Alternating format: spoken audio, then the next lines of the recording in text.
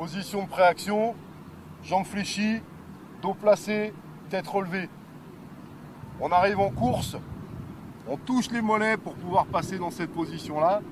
Et là, à partir de là, je suis déjà en position de combat. Avec les petits pas, on va venir engager l'épaule en ceinturant. Voilà, toujours dos placé, tête relevée, jambes fléchies. Et on va pousser en faisant des petits pas. Vas-y. Pour enjamber le ballon et les joueurs. Alors, les mauvais gestes, c'est j'arrive sans avoir fait de préaction et je vais m'engager au dernier moment. Donc j'ai une action vers le bas. Et donc, je suis en danger parce que je risque de tomber et donc de me faire mal. Vas-y, ressort. Les gestes interdits, c'est je viens percuter avec la tête le joueur qui vient donc roquer. Je viens percuter à l'épaule pour l'enlever sans ceinturer. Donc là aussi avec le bras, là, ça c'est aussi des gestes qui sont dangereux. Et on montre le geste aussi de la personne qui vient gratter le ballon, comme on avait fait. Voilà.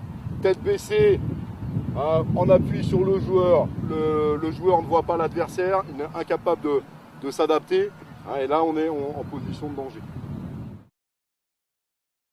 Pour être plus performant sur les rucks, il est essentiel que le joueur anticipe sa flexion, ce qu'on appelle préagir. Et donc un petit repère pour être aidé dans la situation, c'est de venir toucher le côté des jambes, le côté des tibias, avec ses deux mains, avant de réaliser le ruck.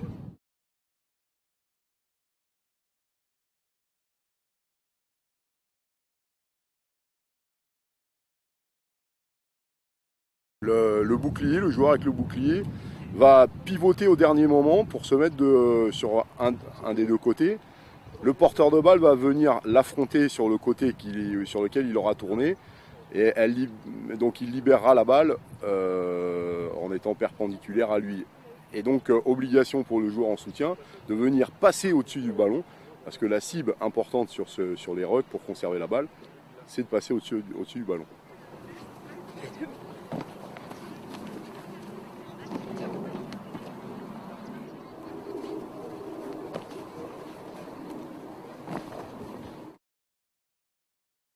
Les boucliers vont solliciter le joueur qui vient faire le ruck, soit en résistant, soit en subissant exprès au moment du contact pour solliciter le maintien de l'équilibre du joueur qui vient faire le ruck. C'est super important l'équilibre pour rester vraiment aussi en sécurité.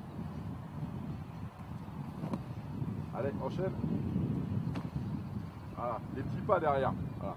Bon, c'est bon.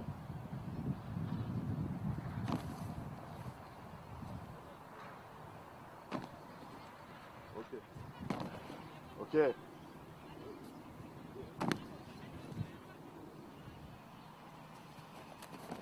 Ok. Pareil, la préaction avant. Ok. Donc là, c'est travail de l'impact sur le ruck. Donc l'objectif, c'est d'avoir le dos placé, les jambes fléchies et d'avoir un impact vraiment à l'horizontale, où dedans on maîtrise son équilibre. Donc on fait l'exercice avec une progression, avec les boucliers, et on va descendre le niveau des boucliers pour faire travailler le joueur de plus en plus bas. L'objectif est vraiment d'avoir ce travail le plus sur l'horizontale possible. Okay.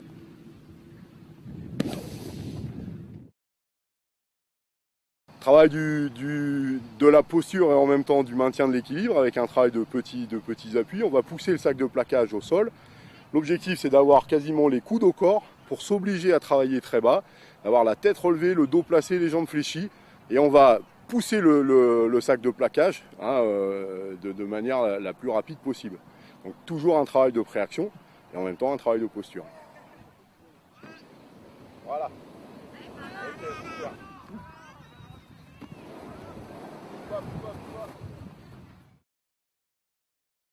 4 situations sur les rucks. Le ballon, le joueur a été plaqué, l'adversaire est relativement loin. Première solution, on ramasse, on repart, ou on ramasse, on passe le ballon. Ou alors on vient conserver la balle en se mettant au-dessus du ballon et en se liant à l'adversaire. On lève la tête pour regarder où viennent les adversaires, hein, et on évite d'engager la tête et le cou dans le contact. Donc ça veut dire qu'on va être actif, hein, même dans cette situation-là, pour éviter d'être percuté par un adversaire. Deuxième situation, l'adversaire est quasiment au-dessus du ballon, mais il n'a pas encore agi sur le ballon. Relève-toi un peu, Pauline. Et là, on va faire un plaquage sans aller au sol, hein, où on va enjamber le ballon. Voilà, on reste ceinturé et on passe au-dessus du ballon. Troisième, donc c'est rock plaquage.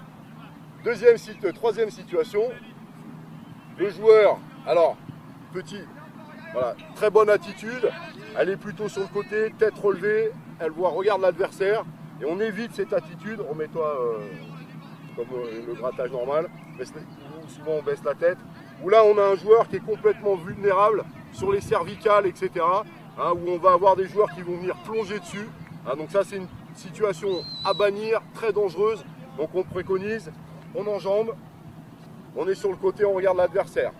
Voilà, donc là on vient ceinturer au niveau de la jambe, on fait pivoter sur le côté, voilà, et simplement en levant la jambe, l'adversaire perd l'équilibre et donc on peut libérer la balle.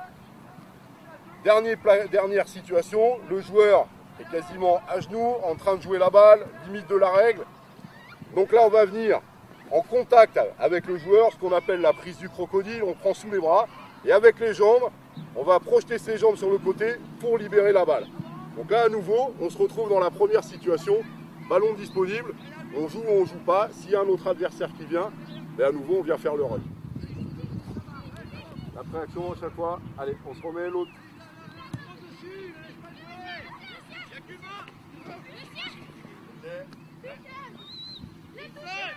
Et ça, 1-0 pour les Bleus, pas mal. Mais ça fait déjà touché.